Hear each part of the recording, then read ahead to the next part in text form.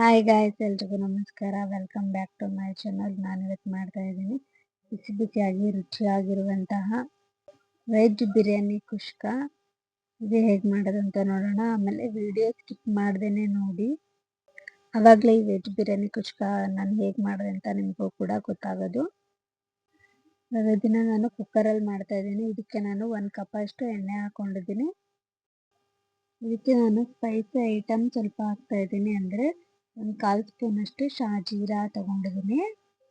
ಅದನ್ನ ಹಾಕೊಂಡು ಒಂದೆರಡು ಪಲಾವ್ ಎಲೆ, ಆಮೇಲೆ ಕಲ್ಲುವು ಒಂದೆರಡು, ಆಮೇಲೆ ಅನನಸು ಕಲ್ಲುವು, ಆಮೇಲೆ ಚಕ್ಕೆ ಲವಂಗ ಒಂದೆರಡು, ಮರಾಠಿ ಮೊಗ್ಗು ಏಲಕ್ಕಿ ಇಷ್ಟನ್ನು ಕೂಡ ಹಾಕೋಬೇಕು. ಆಮೇಲೆ ಸ್ವಲ್ಪ ಕಸ್ತೂರಿ ಮೆಂತೆ ಕೂಡ ಇದಕ್ಕೆ ಹಾಕೊಂಡಿದ್ದೀನಿ.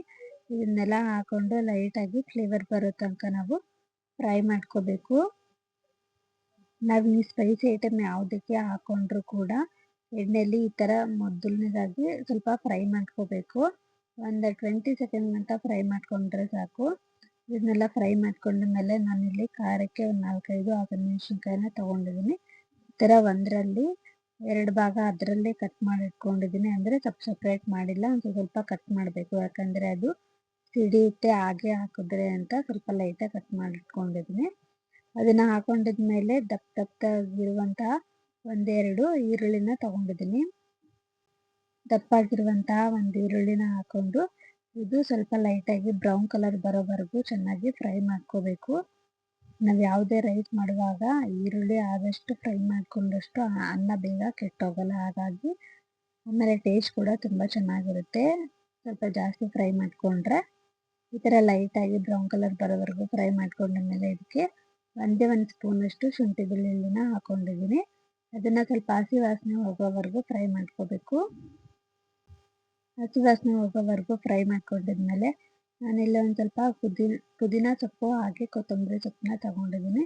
ಇದು ಕೂಡ ಹಾಕೊಂಡು ಇದು ಸ್ವಲ್ಪ ಫ್ಲೇವರ್ ಬರೋವರೆಗೂ ಫ್ರೈ ಮಾಡ್ಕೋಬೇಕು. ಯಾವುದೇ ನೀವು ಕುಷ್ಕ ಮಾಡಲಿ ಅದಕ್ಕೆ ಸ್ವಲ್ಪ ಪುದೀನ ಸೊಪ್ಪು ಇದ್ರೇ ಫ್ಲೇವರು ತುಂಬಾ ಚೆನ್ನಾಗಿರುತ್ತೆ, ಹಾಗೆ ಟೇಸ್ಟ್ ಕೂಡ ತುಂಬಾ ಚೆನ್ನಾಗಿರುತ್ತೆ. ಇದಕ್ಕೆ ನಾನು ಒಂದು 4 ಟೊಮೊಟೊನ ಹಾಕೊಂಡಿದ್ದೀನಿ. ಅಂದರೆ ಚಿಕ್ಕ ಮೀಡಿಯಂ ಸೈಜಲ್ಲಿರುವಂಥ ಒಂದು 4 ಟೊಮೊಟೊ ಹಾಕೊಂಡು ಇದಕ್ಕೆ ಸ್ವಲ್ಪ ಮೆತ್ತಗಾಗೋವರೆಗೂ ಫ್ರೈ ಮಾಡ್ಕೋಬೇಕು. ಇದನ್ನ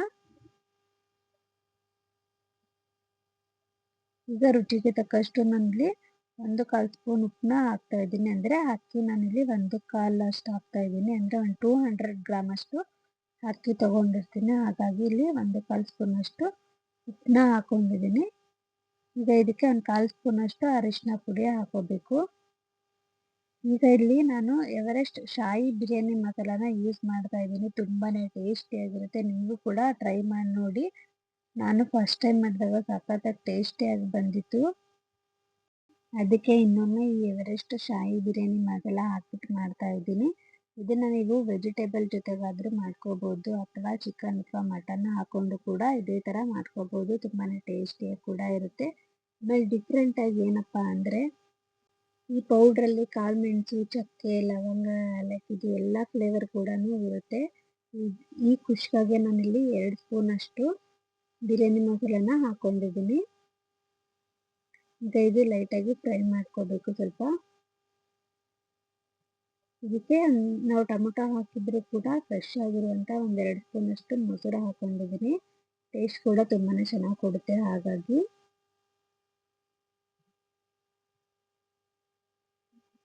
ಮೊಸರು ಹಾಕೊಂಡು ಒಂದು ಸ್ವಲ್ಪ ಕಲಿಸಿದ್ಮೇಲೆ ಇದಕ್ಕೆ ನಾನು ಇಲ್ಲಿ ಬರೀ 1/4 ಗ್ಲಾಸ್ ಅಷ್ಟು ಅಕ್ಕಿ ತಗೊಂಡಿದ್ದೀನಿ. ಹಾಗಾಗಿ ನಾನಿಲ್ಲಿ 2.5 ಗ್ಲಾಸ್ ಅಷ್ಟು ನೀರು ಹಾಕ್ತಾ ಇದ್ದೀನಿ. ಅಂದರೆ ನೀವು ಯಾವುದೇ ಅಳತೆ ತಗೊಳ್ಳಿ, ನೀವು 1 ಗ್ಲಾಸ್ ಅಕ್ಕಿ ತಗೊಂಡ್ರೆ 2 ಗ್ಲಾಸ್ ಅಷ್ಟು ನೀರು ಹಾಕಲೇಬೇಕು. ಅಕಸ್ಮಾತ್ ನೀವು ಅಕ್ಕಿ ಮೊದಲೇ ನೆನೆಸಿಟ್ಟಿದ್ರೆ 1 ಗ್ಲಾಸ್ ಅಕ್ಕಿಗೆ 1 ಮುಕ್ಕಾಲು ಗ್ಲಾಸ್ ಅಷ್ಟು ನೀರು ಹಾಕೊಳ್ಳಿ, ಸಾಕಾಗುತ್ತೆ. ನಾನಿಲ್ಲಿ ಅಕ್ಕಿ ಏನು ನೆನೆಸಿಲ್ಲ, ಹಾಗೆ ತೊಳ್ಕೊಂಡು ಹಾಕೋತೀನಿ. ಹಾಗಾಗಿ ನಾನು 1 ಗ್ಲಾಸ್ಗೆ 2 ಗ್ಲಾಸ್ ಅಷ್ಟು ಅಕ್ಕಿ ನೀರು ಹಾಕಿದ್ದೀನಿ. ನೋಡಿ, ನಾನು ಅಕ್ಕಿನ ತೊಳ್ಕೊಂಡು ಹಾಗೆ ಹಾಕ್ತಾ ಇದ್ದೀನಿ, ನಾನು ನೆನೆಸಿಟ್ಟಿಲ್ಲ. ಈಗ ಅಕ್ಕಿ ಹಾಕೊಂಡ್ಮೇಲೆ ಇನ್ನೊಂದು ಸ್ವಲ್ಪ ಇದನ್ನ ಕೈ ಆಡಿಸಿ ಆಮೇಲೆ ಟೇಸ್ಟ್ ಕರೆಕ್ಟ್ ಆಗಿದೆಯೋ ಇಲ್ವೋ ಅಂತ ನೀವು ಈಗಲೇ ನೋಡ್ಕೋಬೇಕು, ಅಂದರೆ ನೀರು ಹಾಕಿದ್ಮೇಲೆ ನೋಡ್ಕೋಬೇಕಾಗುತ್ತೆ. ನಾನು ಉಪ್ಪೆಲ್ಲ ಹಾಕಿದ್ದು ಸರಿಯಾಗಿತ್ತು, ಹಾಗಾಗಿ ಹಾಕಕ್ಕೆ ಹೋಗಲಿಲ್ಲ. ಇನ್ನೂ ಸ್ವಲ್ಪ ಖಾರ ಬೇಕು ಅನ್ನಿಸ್ತು, ಹಾಗಾಗಿ ಒಂದು 1/4 ಸ್ಪೂನಷ್ಟು ರೆಡ್ ಚಿಲ್ಲಿ ಪೌಡ್ರನ್ನ ಹಾಕೊಂಡಿದ್ದೀನಿ. ಅಥವಾ ನಿಮಗೆ ರೆಡ್ ಚಿಲ್ಲಿ ಪೌಡ್ರ್ ಬೇಡ ಅಂದರೆ 1-2 ಹಸಿಮೆಣಸಿನ್ಕಾಯಿನ ಕಟ್ ಮಾಡಿಬಿಟ್ಟು ಹಾಕೊಳ್ಳಿ, ಏನು ಪ್ರಾಬ್ಲಮ್ ಇಲ್ಲ. ಬಟ್ ಟೇಸ್ಟ್ ಮಾತ್ರ ಸೂಪರ್ ಆಗಿರುತ್ತೆ. ಸ್ವಲ್ಪ ಖಾರ ಬೇಕು ಅನ್ನೋರು ಸ್ವಲ್ಪ ರೆಡ್ ಚಿಲ್ಲಿ ಪೌಡ್ರ್ ಹಾಕೊಂಡ್ರೆ ಸಾಕು. ಈಗ ನಾನು ಇದಕ್ಕೆ ಕುಕ್ಕರ್ ಮುಚ್ತಾ ಇದ್ದೀನಿ. ಬರೀ 1 ವಿಸಿಲ್ ಬಿಟ್ಟರೆ ಸಾಕು, ಬೇಗನೆ ಆಗೋಗುತ್ತೆ. ಅಥವಾ ಇದನ್ನ ನೀವು ಪಾಟಲ್ಲಿ ಕೂಡ ಮಾಡ್ಕೋಬೋದು. ನಾನು ಕುಕ್ಕರಲ್ಲಿ ಮಾಡೋದ್ರಿಂದ ನಾನು ಬರೀ 1 ವಿಸಿಲ್ ಮಾತ್ರ ಬಿಟ್ಟಿದ್ದೆ. ವಿಸಿಲ್ ಬಂದು ಸ್ವಲ್ಪ ತಣ್ಣಗಾದ್ಮೇಲೆ ಓಪನ್ ಮಾಡಿ ನೋಡಿದಾಗ ಅಲ್ಲಿ ನೋಡಿ ಎಷ್ಟು ಘಮ ಘಮ ಆಗಿ ಟೇಸ್ಟಿಯಾಗಿ ತುಂಬಾ ರುಚಿಯಾಗಿತ್ತು. ಮನೇಲಿ ಎಲ್ಲರೂ ಕೂಡ ಇಷ್ಟಪಟ್ಟು ತಿಂದರು. ನೀವು ಕೂಡ ಮಾಡಿ, ತುಂಬಾ ಟೇಸ್ಟಿಯಾಗಿರುತ್ತೆ. ಸಡನ್ನಾಗಿ ಬೇಗ ಕೂಡ ಆಗೋಗುತ್ತೆ. ನಿಮಗೆ ಈ ವಿಡಿಯೋ ಇಷ್ಟ ಆಗಿದ್ದೀನಿ ಅಂತ ತಿಳ್ಕೊತೀನಿ. ಇಷ್ಟ ಆಗಿದ್ರೆ ಒಂದು ಲೈಕ್ ಮಾಡಿ, ಹಾಗೆ ನನ್ನ ಚಾನಲ್ ಸಬ್ಸ್ಕ್ರೈಬ್ ಮಾಡ್ಕೊಂಡೆ ನೋಡ್ತಾ ಇದ್ರೆ ಪ್ಲೀಸ್ ಸಬ್ಸ್ಕ್ರೈಬ್ ಮಾಡ್ಕೊಳ್ಳಿ ಅಂತ ಹೇಳ್ತಾ, ಸಬ್ಸ್ಕ್ರೈಬ್ ಮಾಡ್ಕೊಂಡು ನೋಡ್ತಾ ಇರೋದು ತುಂಬಾ ಥ್ಯಾಂಕ್ಸ್. ಇದು ಅನ್ನ ಎಷ್ಟು ತುಂಬ ಉದುರಾಗಿದೆ ಅಂತ. ಇದನ್ನು ನೀವು ಬಾಸುಮತಿ ಅಕ್ಕಿಲಿ ಕೂಡ ಮಾಡ್ಕೋಬೋದು. ನಾನು ಮಾಮೂಲಿ ಬುಲೆಟ್ ಅಕ್ಕಿಲೇ ಮಾಡಿದೆ, ಅದೇನೇ ತುಂಬಾ ಟೇಸ್ಟಿಯಾಗಿ ಕೂಡ ಇತ್ತು. ಈ ವಿಡಿಯೋ ನಿಮ್ಗೆ ಇಷ್ಟ ಆಗಿದ್ರೆ ಲೈಕ್ ಮಾಡೋದನ್ನ ಮರಿಬೇಡಿ. ಹಾಗೆ ನೆಕ್ಸ್ಟ್ ವಿಡಿಯೋದಲ್ಲಿ ಮತ್ತೆ ಸಿಗೋಣ. Thank you so much.